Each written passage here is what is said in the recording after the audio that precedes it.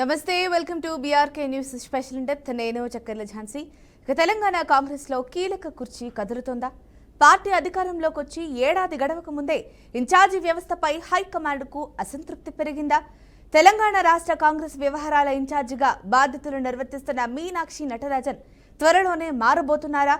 పార్టీని ప్రభుత్వాన్ని ఒకే లైన్లో నడిపించడంలో ఇబ్బందులు ఎదురవుతున్నాయా అనే అంచనాతో తెలంగాణకు బడా నేతను ఇన్ఛార్జిగా పంపాలనే దిశగా ఢిల్లీ పెద్దలు అడుగులు వేస్తున్నారా?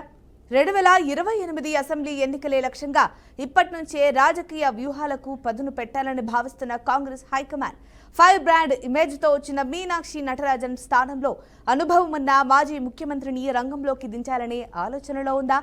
అశోక్ గెహ్లోట్, భూపేష్ బఘేల్, హరీష్ రావత్ లాంటి ఉద్దండుల పేర్లు ఎందుకు వినిపిస్తున్నాయి? ఇన్ఛార్జి మార్పు వెనుక అసలు కదేంటి? ఇది కేవలం పరిపాలనా మార్పా లేక రాజకీయ హెచ్చరికనా? మీనాక్షి నటరాజన్ ఎంట్రీ తెలంగాణ కాంగ్రెస్ లో మొదట్లో ఓ షేక్ లానే కనిపించింది. నిక్కచ్చి మాటలు, కఠిన నిర్ణయాల సంకేతాలు, పార్టీపై పట్టు సాధించాలనే ప్రయత్నాలు. కానీ క్షేత్రస్థాయికి వచ్చేసరికి పరిస్థితి మారిపోయింది. పాత క్యాడర్, కొత్తగా వచ్చిన ఎమ్మెల్యేల మధ్య విభేదాలు, ప్రోటోకాల్ సమస్యలు, పార్టీ పదవుల నియామకాల్లో ఏకాభిప్రాయం లేకపోవడం, వరంగల్, పటాన్చెరు లాంటి నియోజకవర్గాల్లో తలెత్తిన గొడవలు, మంత్రుల మధ్య బయటపడిన టెండర్ వివాదాలు, ఇవన్నీ కలిపి చూస్తే పార్టీని కట్టడి చేయాలన్న ఇన్ఛార్జి ప్రయత్నాలకు రాష్ట్ర నాయకత్వం నుంచి పూర్తి సహకారం లభించలేదన్న అభిప్రాయం బలపడుతోంది. దీంతో పార్టీ వ్యవహారాలపై తాను తలిస్తే గనక రాష్ట్ర నేతలు ఆచరించేది మరొకటి అనే భావన మీనాక్షిలో పెరిగిందా?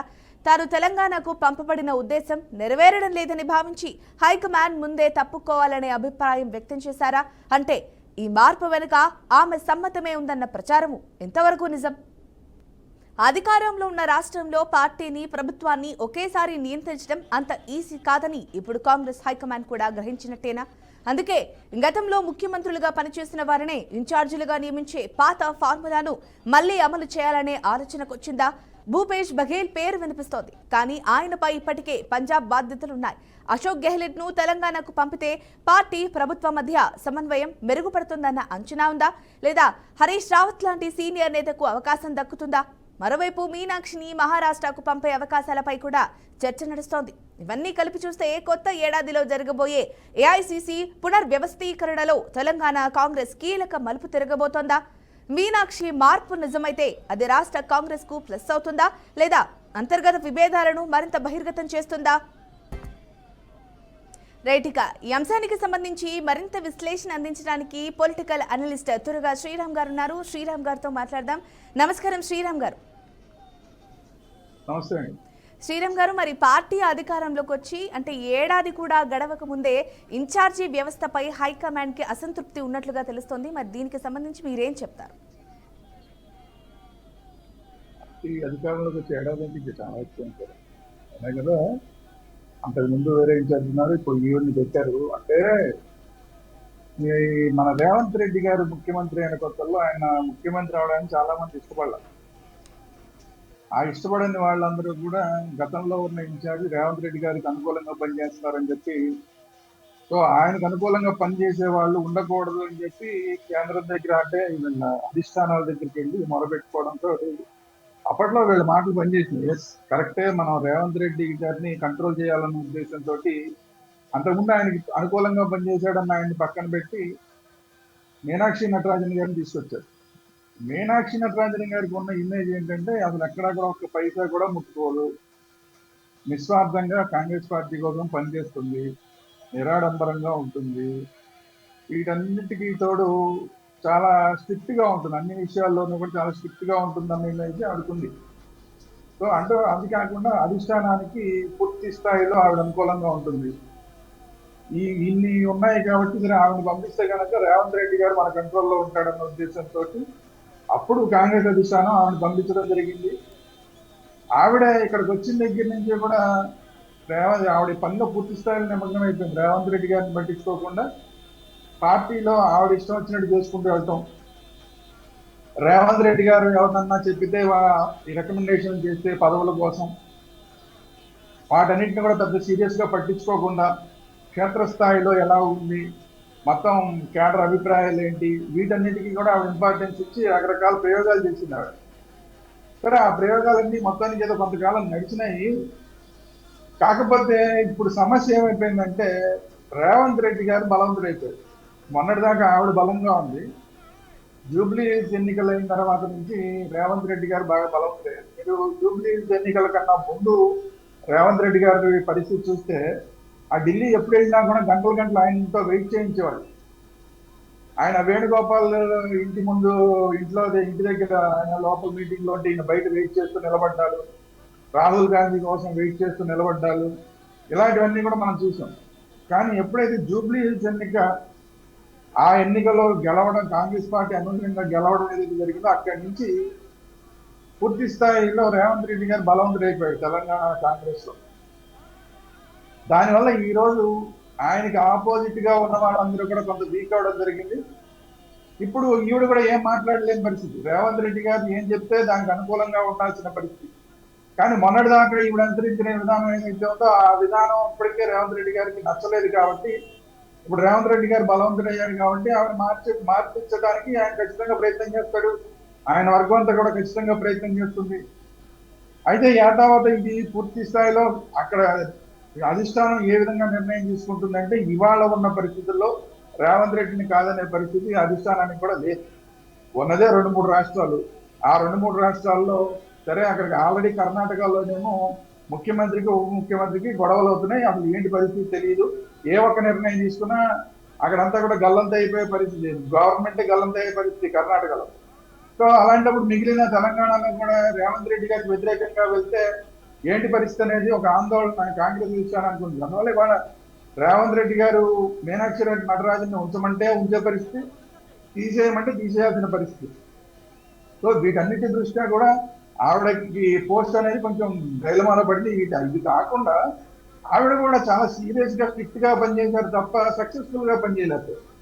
ఎందుకంటే కాంగ్రెస్ లో సీనియర్ నేతలందరూ కూడా వాళ్ళని కంట్రోల్ చేయడంలో ఒక రకంగా ఈవిడ విఫలమైంది.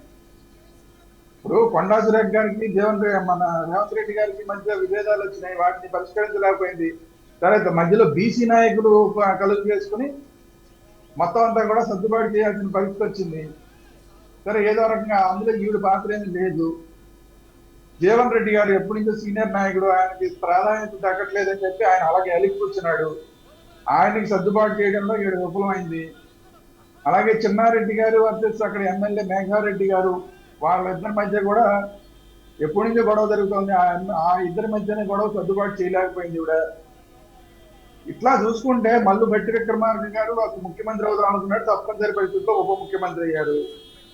వీళ్ళందరూ కూడా ఎప్పటికప్పుడు రేవంత్ రెడ్డిని వెనక్కి లాగే ప్రయత్నం చేస్తూ ఉంటారు. వీటన్నిటిని కూడా కంట్రోల్ చేయడంలో ఆవిడేం పెద్ద సక్సెస్ కావాలి. ఈ రోజు రేవంత్ రెడ్డి అని ఆయన బలవంతుడు అయిపోయాడు కాబట్టి ఈ రోజు ఎవరు మాట్లాడలేని పరిస్థితి వచ్చింది.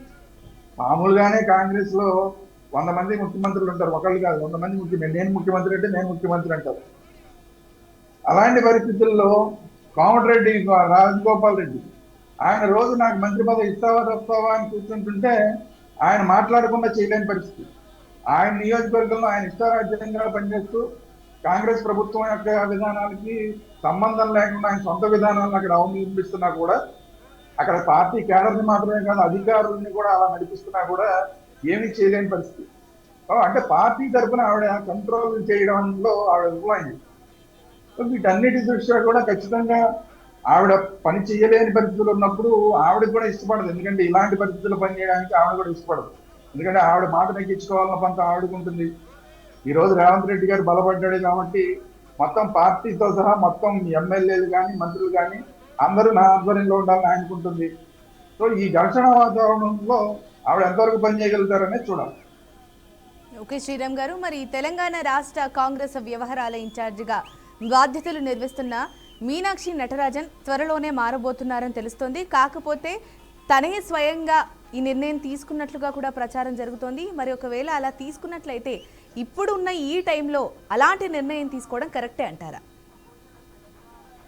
అంటే తప్పనిసరి పరిస్థితి. నేను అదే చెప్తున్నా, ఆవిడంతటా ఆవిడ వెళ్ళిపోవాలి అంటానికి కారణం ఏంటంటే ఇవాళ ఆవిడ మాట చెల్లుబాటు కావట్లా. చెల్లుబాటు కానప్పుడు అలాంటి నాయకులు పనిచేయలేరు. ఇప్పుడు మామూలు జనరల్ రాజకీయ నాయకులు అయితే కనుక అవసరాలకు అనుగుణంగా పరిస్థితులకు అనుగుణంగా వాళ్ళు మార్పు చెందుతూ ఉంటారు, వాటికి ఆ ఫ్లోలో వెళ్ళిపోతారు. కానీ మీనాక్షి నటరాజన్ లాంటి వాళ్ళు ఏంటంటే వాళ్ళ మాట చెల్లుబాటు అయ్యేలాగానే అక్కడ ఉంటారు. లేకపోతే నాకేం అవసరం ఇక్కడ ఉండడానికి, ఆవిడకి బోల్డ్ అంత పబ్లిసిటీ లేదంటే గుడ్ విల్ కాంగ్రెస్ అధిష్టానం దగ్గర ఉంది. అలాంటప్పుడు మాట చెల్లుబాటు కాంగ్రెస్ రాష్ట్రంలో ఆవిడ ఉండాల్సిన అవసరం లేదు కదా. సో అందువల్ల ఆవిడే ఇష్టపడకపోవచ్చు. ఈ రోజు మారిపోయిన రాజకీయ పరిస్థితుల్లో ఇప్పుడు ఏదైనా ఇప్పుడు మొన్నటిదాకా మీనాక్షి నాయుడు ఏం చెప్తే జరిగిన పరిస్థితి నుంచి ఇప్పుడు రేవంత్ రెడ్డి ఏం చెప్తే అది అనే పరిస్థితి వచ్చినప్పుడు రేవంత్ రెడ్డి పలానా పని చేయండి అంటే మీనాక్షి నటరాజన్ గారు చేస్తారా? చెయ్యరు.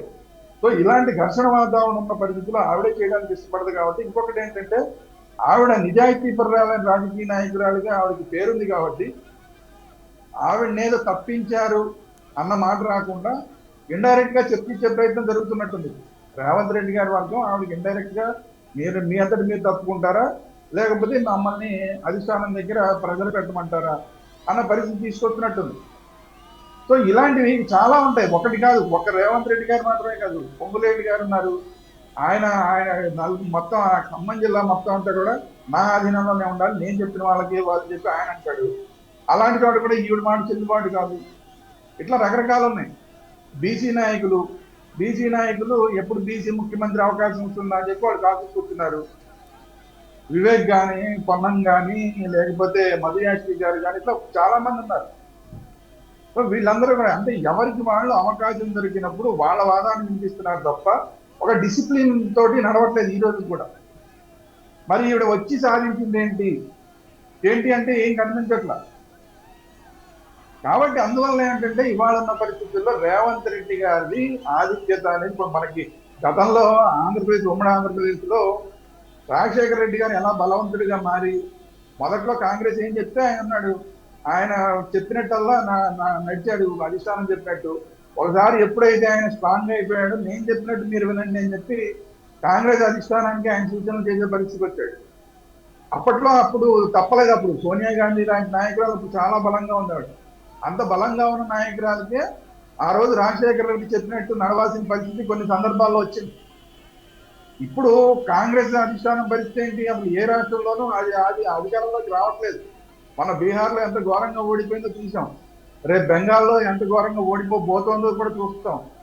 అలాగే తమిళనాడు రాష్ట్రంలో కూడా అలాగే పరిస్థితి. ఇలా అన్ని రాష్ట్రాల్లోనూ కూడా వ్యతిరేక పరిస్థితులు ఉన్న సందర్భంలో ఉన్న 1-2 రాష్ట్రాల్లో అలాంటి ముఖ్యమంత్రులు ఏం చెప్తే చేయాల్సిన పరిస్థితి. లేకపోతే కనుక అసలు కాంగ్రెస్ నడవని పరిస్థితి. ఎందుకంటే ఇక్కడి నుంచే కొంత మనం అఫీషియల్ గా చెప్పకపోయినా అన్అఫీషియల్ గా ఇక్కడి నుంచే కొంత కాంగ్రెస్ పార్టీకి నిధులు వెళ్తాయి.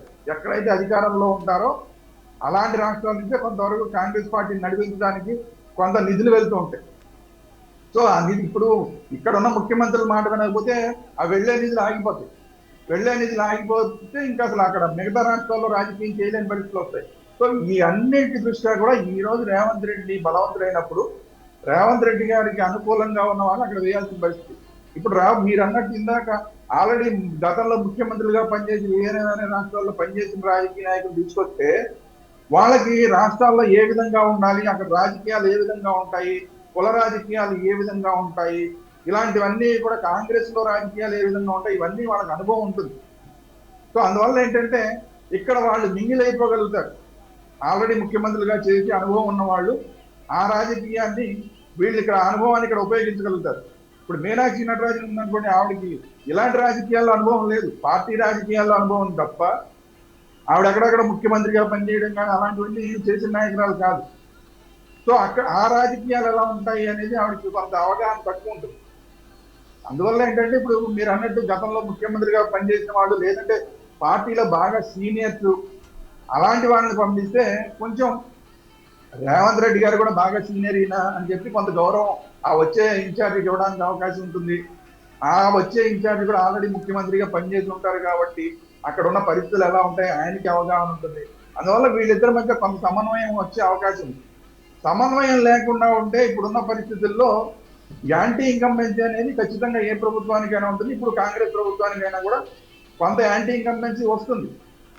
ఎందుకంటే ఇప్పుడు మనం చూసాం బీఆర్ఎస్ అసలు పూర్తిగా చచ్చిపడిపోయింది అనుకున్న పరిస్థితి నుంచి మొన్న స్థానిక సంస్థల ఎన్నికల్లో బీఆర్ఎస్ మళ్ళీ పుంజుకుంటుంది.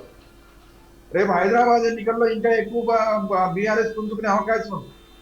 సో బీఆర్ఎస్ కనుక పుంజుకుంది అంటే 2028 ఎన్నికల్లో వచ్చేసరికి కాంగ్రెస్ పార్టీకి యాంటీ ఇన్కంబెన్సీ కూడా వచ్చే అవకాశం ఉంది. అలాంటి యాంటీ ఇన్కంబెన్సీ పరిస్థితులు వీటన్నిటిని తట్టుకోవాలంటే ఇన్ఛార్జి అలాగే ముఖ్యమంత్రి ఇద్దరు పూర్తి సమన్వయంతో పనిచేస్తేనే కాంగ్రెస్ పార్టీ 24-28 ఎన్నికల్లో గట్టిగా నిలబడగలదు. లేదంటే కనుక బీఆర్ఎస్ భారతీయ జనతా పార్టీని తక్కువ అంచనా వేస్తే కనుక దెబ్బతింటారు. అందువల్ల మొత్తం సమన్వయం చేయడం అనేది చాలా ఇంపార్టెంట్. ఈరోజు కాంగ్రెస్ ఉన్న పరిస్థితుల్లో అందరూ ముఖ్యమంత్రి క్యాండిడేట్లు అయిన పరిస్థితుల్లో అందులో ఎవరో ఒకళ్ళు ముఖ్యమంత్రి చేయాల్సి వచ్చింది. ఆ చేసిన క్యాండిడేట్ బాగా బలవంతుడైపోయాడు. ఈరోజు మిగతా ముఖ్యమంత్రి క్యాండిడేట్లు అనుకున్న వాళ్ళందరూ మన పరిస్థితి ఏంటి, పార్టీలో ఏ విధంగా అతన్ని దింపాలి, రేవంత్ రెడ్డిని ఏ విధంగా దింపాలి అనే ప్రయత్నాలు ఇవన్నీ నడుస్తూ ఉంటాయి ఇప్పుడు. సో ఇంత ఒత్తిడి వాతావరణాన్ని తట్టుకుని నిలబడగలగాలంటే గతంలో ఈ అనుభవం ముఖ్యమంత్రులుగాను అక్కడ ప్రతిపక్షంతోనూ అక్కడ కాంగ్రెస్ లో సొంత మనుషులతోనూ వేగిన అనుభవం ఏదైతే ఉందో అలాంటి ఉన్నవాళ్ళు అయితేనే ఇలాంటి రాజకీయంలో నెట్టుకు రాగలుగుతారు. సో అందువల్ల ఈ రేవంత్ రెడ్డితో సమన్వయం చేసుకోవడం అనేది ఒక ఇంపార్టెంట్ అయితే, ఇప్పుడు ఈ ముఖ్యమంత్రి ప్రతి వాళ్ళు ముఖ్యమంత్రి క్యాండిడేట్లు అనుకునే వాళ్ళందరినీ కంట్రోల్ చేయడం అనేది రెండో టాస్క్. ఈ రెండు టాస్కుల్ని సమన్వయం చేసుకుంటూ కేడర్ని ముందుకు నడిపించగలగాలి, ఎలక్షన్ వైపుకి నడిపించగలగాలి, గెలుపు దిశగా నడిపించగలగాలి. ఇప్పుడు నెక్స్ట్ ఎవరైనా ఒకవేళ ఇన్ఛార్జ్ మారితే ఆ ఇన్ఛార్జ్ ఖచ్చితంగా ఎన్నికలు అయ్యే వరకు ఆయనే ఉంటాడు ఇన్ఛార్జిగా. ఎవరైతే లేడీ వస్తే లేడీ, జెంట్స్ అయితే జెంట్స్. సో వాళ్ళు ఎన్నికలను విజయం దిశగా కాంగ్రెస్ పార్టీని నడిపించగలగాలి. అలాంటి సీనియర్ నాయకుడు, అనుభవం నాయకుడు వస్తే ఇక్కడ తెలంగాణ తట్టుకోగలరు తప్ప లేకపోతే తట్టుకోవడం కష్టం. ఓకే శ్రీరామ్ గారు, మీరన్నట్లుగా మరి పార్టీని ప్రభుత్వాన్ని ఒకే లైన్లో నడిపించడంలో ఇబ్బందులు ఎదురవుతున్నాయని, అలాగే తెలంగాణకు బడా నేతను ఇన్ఛార్జిగా పంపాలనే దిశగా కూడా ఢిల్లీ అడుగులు వేస్తుందని తెలుస్తోంది. అండ్ వీటితో పాటు మరికొన్ని వాదనలు ఏంటి అనంటే 2028 అసెంబ్లీ ఎన్నికలే లక్ష్యంగా ఇప్పటి నుంచే రాజకీయ వ్యూహాలకు పదును పెట్టాలని కాంగ్రెస్ భావిస్తోంది అనే ప్రచారం కూడా జరుగుతోంది. మరి ఇందులో ఎంత నిజం ఉందంటారు? ఖచ్చితంగా దానికోసమే ఇప్పుడు చేస్తున్నదంతా కూడా 2028 ఎన్నికలప్పుడు కాంగ్రెస్ పార్టీలో మళ్ళీ ఒక సంవత్సరం ముందు లోకలకు బయటపడకుండా, అంటే ఇప్పుడంటే రేవంత్ రెడ్డి గారు ముఖ్యమంత్రిగా ఉన్నాడు, మన జూబ్లీ హిల్స్ ఎన్నికలు గెలిచాడు, ఓకే ఇదంతా కూడా బాగానే ఉంది. కానీ ఎన్నికలు దగ్గరికి వస్తున్న కొద్దీ మళ్ళీ బీసీ నినాదం వస్తుంది. ఇప్పుడు ఆల్రెడీ బీసీ నినాదం అనేది మన కొంతకాలం నడిచింది. ఇప్పుడు ఎన్నికల దగ్గరికి వచ్చేసరికి బీసీ ముఖ్యమంత్రి నినాదాన్ని కొంతకి వేరే పార్టీల ద్వారా తీసుకొస్తారు. ఇదే కాంగ్రెస్ నాయకులు వాళ్ళు బయటపడకుండా ఇప్పుడు బీసీ నాయకులు ఎవరైతే ఉంటారో వేరే పార్టీలో ఉన్న బీసీ నాయకుల్ని అక్కడ బీసీ ముఖ్యమంత్రి అని బీసీ ముఖ్యమంత్రి నినాదాలు తీసుకొస్తారు. ఆ బీసీ ముఖ్యమంత్రి నినాదానికి ఇప్పుడు కాంగ్రెస్ పార్టీలో ఉన్న బీసీ నాయకులందరూ కూడా వత్తాసు పలుకుతారు. ఇది కాకుండా పొంగులేటి గారు లాంటి వాళ్ళు, ఇంకా బాగా డబ్బున్న వాళ్ళు, మా కింద 10 మంది ఎమ్మెల్యేలు ఉన్నారు, మా కింద బలం ఉంది, సొంతంగా ఎమ్మెల్యేలు బలం ఉంది, మమ్మల్ని సపోర్ట్ చేసే ఎమ్మెల్యేలు బలం ఉంది అనుకున్న వాళ్ళు వాళ్ళ రాజకీయం వాళ్ళు చేస్తారు. ఇవన్నీ జరుగుతూ ఉంటాయి. ఇప్పుడు భట్టి గారు ఉన్నారు, భట్టి గారు మొన్న మిస్ అయింది ముఖ్యమంత్రి అవడం, ఈసారైనా నేను ముఖ్యమంత్రి అవ్వాలని ఆయన ప్రయత్నం చేస్తారు. వీళ్ళందరూ కూడా రకరకాలుగా ఎలక్షన్ల ముందు అధిష్టానం మీద ఒత్తిడి తీసుకొస్తారు. ఈ రేవంత్ రెడ్డి గారిని ఉంచుదామని కాకుండా ఎవరు ముఖ్యమంత్రి అనేది ముందే అనౌన్స్ చేయకండి అని చెప్పడానికి ప్రయత్నం చేస్తారు. ఇలా రకరకాల రాజకీయాలు నడుస్తాయి. ఈ రాజకీయాలన్నింటినీ తట్టుకుంటూ పార్టీని ముందుకు తీసుకెళ్లి గెలుపు దిశగా నడిపించాలి. దానికోసమే ఇప్పటి నుంచి ఈ కసరత్తు. ఎందుకంటే ఇప్పుడు వీళ్ళందరినీ కంట్రోల్ చేయాలంటే ముందు కనీసం 1 year అయినా వీళ్ళతో కలిసి ప్రయాణం చేస్తే మీ నాయకుల్లో కూడా ఎవరు ఏంటి, ఎవరి బలాలు ఏంటి, ఎవరిని కంట్రోల్ చేయడం ఎలాగా, ఇవన్నీ కూడా ఒక అవగాహన వస్తుంది. ఇప్పుడు వచ్చే కొత్తగా ఒకవేళ ఎవరైనా ఇన్ఛార్జ్ వస్తే సో అతనికి కూడా కొంత ఇక్కడ తెలంగాణలో రాష్ట్రంలో ఉన్న రాజకీయ పరిస్థితులు, కాంగ్రెస్ పార్టీలో ఉన్న పరిస్థితులు, ప్రభుత్వంలో ఉన్న పరిస్థితులు, ఈ 3 పరిస్థితుల్ని ఆయన అవగాహన చేసుకోవాలి. అవగాహన చేసుకుని దానికి అనుగుణంగా పార్టీని ముందుకు ఎలక్షన్లో గెలుపు దిశగా నడిపించాలి. ఈ ముఖ్యమంత్రి గారి ఆల్రెడీ బలవంతుడైపోయిన ముఖ్యమంత్రి గారిని ఆయన్ని తట్టుకుంటూ మిగతా వాళ్ళందరినీ కంట్రోల్ చేసుకుంటూ ఎంత చాలా పెద్ద టాస్క్ ఇది. సో అందువల్ల ఏంటంటే ఆయన కొంత సమయం కావాలి.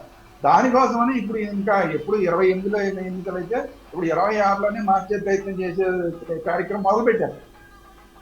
అంటే ఏంటి, ఇప్పుడు ఒక పక్కన రేవంత్ రెడ్డి గారికి అనుకూలంగా ఉండే వాళ్ళని తీసుకురావడం ఒక టాస్క్. ఎందుకంటే ఇప్పుడు కూడా రేవంత్ రెడ్డి గారికి వ్యతిరేకంగా ఉన్న వాళ్ళు కనుక మళ్ళీ అధిష్టానం పంపిస్తే ఆయనతోటే చాలా సమస్యలు అధిష్టానానికి వస్తాయి.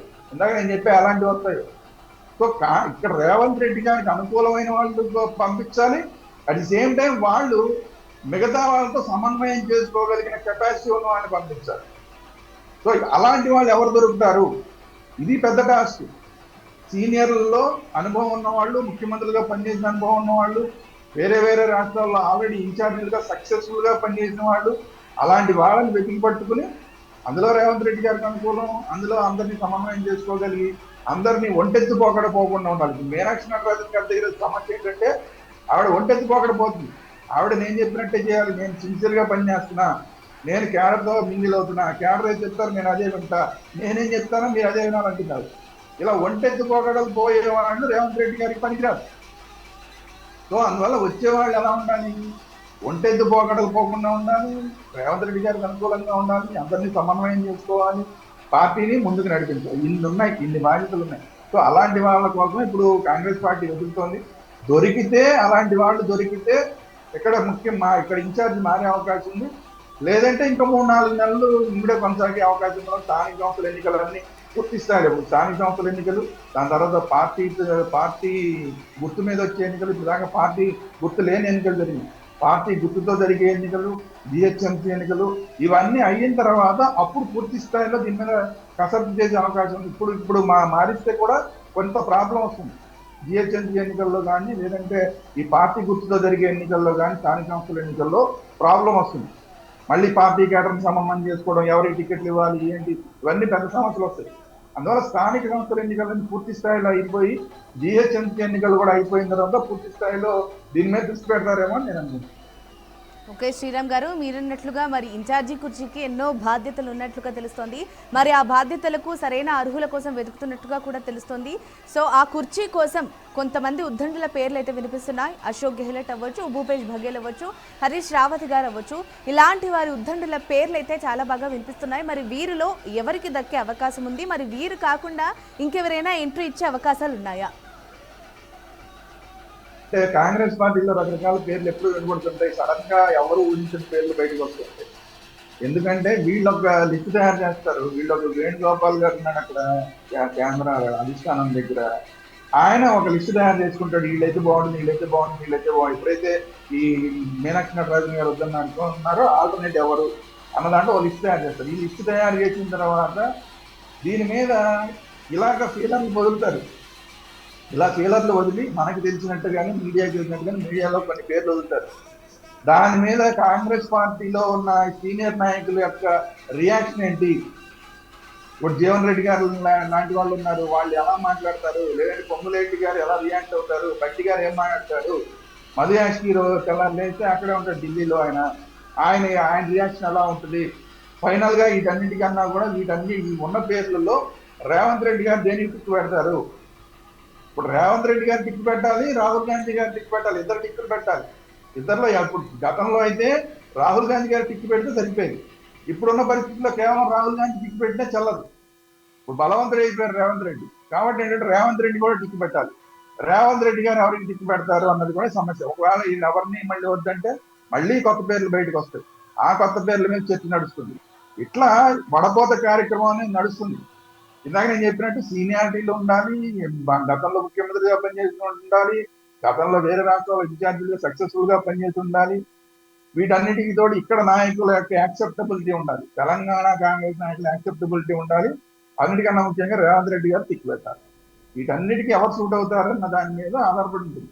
సో అందువల్ల ఇవాళ కాంగ్రెస్ పార్టీ అధిష్టానం గతంలో ఎలా ఉండేదంటే, ఇగో మీకు పలానా ఇన్ఛార్జిని పంపిస్తున్నాం అని చెప్పేస్తే అయిపోయాయి, వాళ్ళే వచ్చేవాళ్ళు, వచ్చినట్టు వీళ్ళు మాట వినేవాళ్ళు. అలా ముఖ్యమంత్రులను కూడా గతంలో మనకి కవర్లో పంపించిన చరిత్ర అంతా కాంగ్రెస్ పార్టీకి ఉంది. అది సామాన్యమైన పరిస్థితుల్లో అలాంటి చెల్లుబాటు అవుతుంది. కానీ ఎక్కడైతే ముఖ్యమంత్రులు బలపడి ఉంటారో ఆ ముఖ్యమంత్రులు బలపడిన దగ్గర ఇలా కవర్లో మేము పేర్లు పంపిస్తాము, పలానా నాయకుడిని రాత్రికి రాత్రి విమానంలో పంపిస్తాము, అతనే మీ ఇన్ఛార్జ్ అంటే మీరు నోరు మూసుకుని ఉండాలి, అవి కుదరవు. సో అందువల్ల ఇంతమంది యాక్సెప్టబిలిటీ రావాలి. ముఖ్యంగా అటు రాహుల్ గాంధీ, ఇటు రేవంత్ రెడ్డి ఇద్దరు టిక్కు పెట్టే నాయకుడు ఎవరు దొరుకుతాడు? అందువల్ల ఈ పేర్లతో ఇంకా కొన్ని పరిశీలిస్తారు. రేవంత్ రెడ్డి గారిని అడుగుతారు, మీ అభిప్రాయం ఏంటంటే ఆయన కొన్ని పేర్లు చెప్తాడు, ఆ పేర్ల మీద చర్చ జరుగుతుంది. ఆ పేర్లలో రాహుల్ గాంధీ ఎవరికి టిక్కు పెడతారు, రాహుల్ గాంధీ అది ఆ రేవంత్ రెడ్డి గారు చెప్పిన పేరుకి నో అన్నాడు అనుకోండి, మళ్ళీ ఇద్దరు కూర్చొని మళ్ళీ ఇంకా కొన్ని పేర్లు తీసుకొస్తారు. ఇలా ఇద్దరికి సమన్వయం వచ్చిన తర్వాత రాహుల్ గాంధీ టిక్ పెట్టి రేవంత్ రెడ్డి టిక్ పెడితే అప్పుడు ఈసారి వస్తారు. అంతే తప్ప డైరెక్ట్ గా మీనాక్షి నటరాజన్ గారిని పంపించినట్టు ఈసారి పంపించే అవకాశం అయితే లేదు. Right, thank you so much Sriram garu. ఈ అంశానికి సంబంధించి అసలు ఏంటి, అసలు మార్పులు చేర్పులు ఏంటి, ఎందుకు చేస్తున్నారు ఏంటి అనే దాని గురించి చక్కటి విశ్లేషణ అందించారండి. ధన్యవాదాలు.